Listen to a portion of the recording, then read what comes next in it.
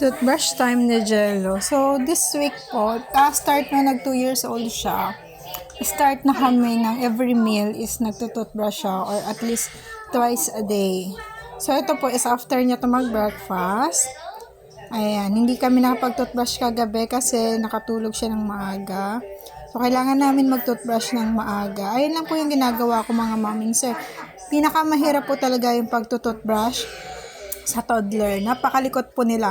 Kaya yung ginagawa ko, pinapagaya ko lang, magnganga. Ayan, mag-show your tongue. Tapos, nakakasanayan na rin po kasi din ni Jello na mag-toothbrush ng teeth niya.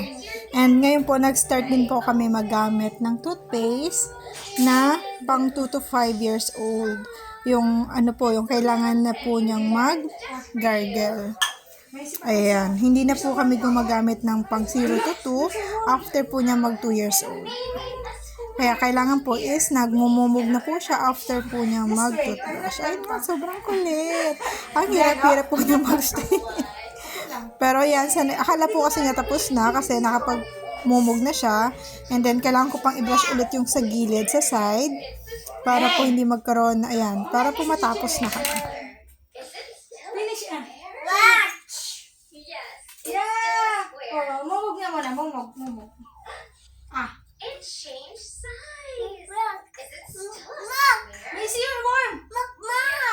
Mumog na. Ayan, kung mapapansin niyo po, tinitingnan ako ni Jello before siya magmumug. Kasi, tinitingnan niya or ginagaya niya kung ano yung gagawin ko. Before po kasi is nilulunok niya yung tubig. Kaya pinapakita ko kung paano po mag-gargle. Ayan.